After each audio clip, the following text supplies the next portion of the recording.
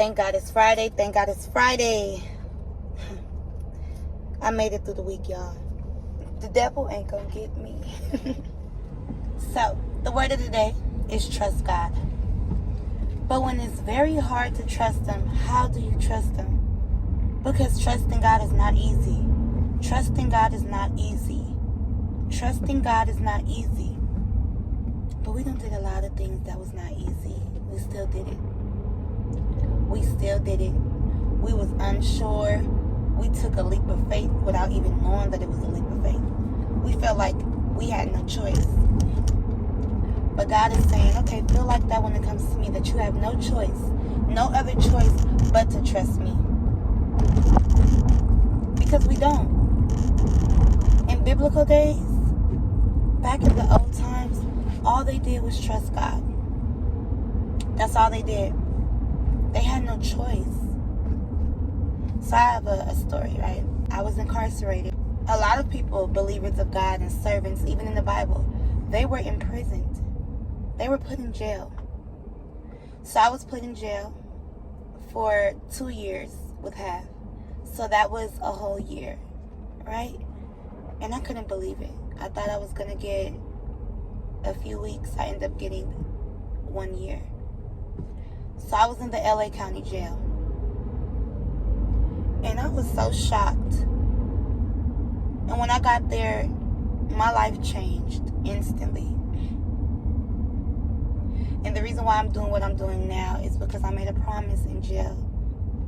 And when I got out, I did not fulfill the promise. And God struck me down. And had me go through a lot of things after that. Until I surrendered and said, you know what, God, I remember the promise that I said that I was going to do for you. So this was the promise. During my stay in the LA County Jail, I ended up getting into a fight. And I got sent to the hole. And I don't know if you guys know what the hole is, but it's a dark place. It's solitary confinement by yourself, because in jail you have bunkies and roommates and stuff like that. But when you go to the hole, you have to get into a cell by yourself and do your time in the dark. And they give you less food. You don't have your commissary. That's the food that you buy, packages and stuff like that, other than the food that they give you. You can't have any magazines. They tell you that you only can bring in one book. And at that time, I was popular. I had a lot of commissary. I had a lot of magazines, about 13 magazines and about 5 books. So when I got sent to the hole for having a fight with a Hispanic girl, I had a fight with her. And they gave us, they sentenced us 13 days in the hole, right? So now I'm in this hole. And when I get there, they go, you only can bring in one book. Something in my mind was telling me, if you could only bring in one book, and you have 13 magazines and 5 books, and out of your 5 books you have the Bible, you better choose the Bible. Because don't get to this hole and don't pick the Bible. So I picked the Bible. So it's just me and the Bible. And I started to read the Bible because I had nothing else to do anyway. And I didn't even think about praying to God because I felt so guilty. That this was back in those days when I used to feel shameful and guilty for anything I did. Oh, I went to the hole, I can't pray. But now I'm like, oh, if I'm in the hole, I better get on my knees and pray so I can get out the hole. So, a few days went by, about 3 or 4 days, and I just got tired of being in the hole. I'm like, I can't do this. And so, I ended up praying, and when I ended up praying, I'm like, God, can you get me out of this hole? I mean, I know I got 13 days, but can you get me out? So because we know God, you know how this ended. Somebody knocked at my door and said, hey, you've been doing good while you're in here. Do you want to get out? I'm And I'm like, what kind of question is that? I mean, is anybody going to say, yeah, I want to stay in the hole? Well, unfortunately, people who are possessed with demons in jail says, yeah, I want to stay in the hole because I like dark places and they treat me better here. I can be by myself and I don't want to be by people.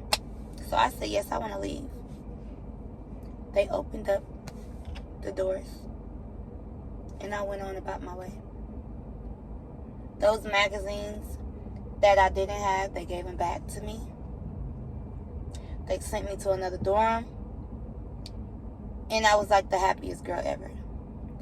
So the moral of my story is I chose God. I chose that if I took the Bible, I had a choice. And I felt that because I had a choice, I needed to choose the right choice. So I chose the Bible. And since I had that Bible in my face, I said I need to pray. And when I prayed, God came instantly. And sometimes we don't trust God because we're like, how we know if God is going to come right now? It's because we live in a microwavable society and we want things right now. But we know, if we don't know what to do, we know who to call.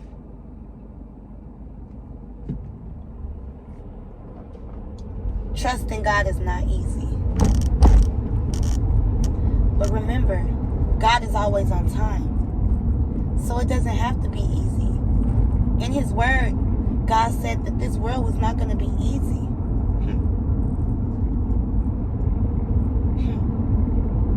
And He never lied about nothing in His Word. So I want to let you guys know, that was just a little fun story, of course. That was just a little fun story. But I want to let you guys know, God is the same God. He will always remain the same.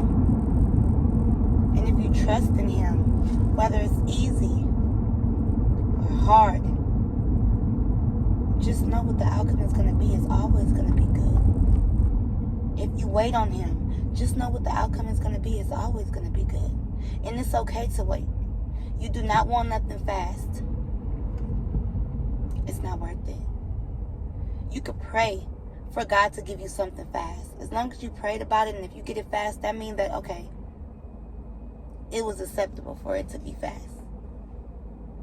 But don't dwell on anything that doesn't come fast. God knows what He's doing. This is the same God who made this whole world in 7 days. God knows what He's doing. Trust God. So the word of the day, of today, is to trust God. Amen. Amen. Love you guys.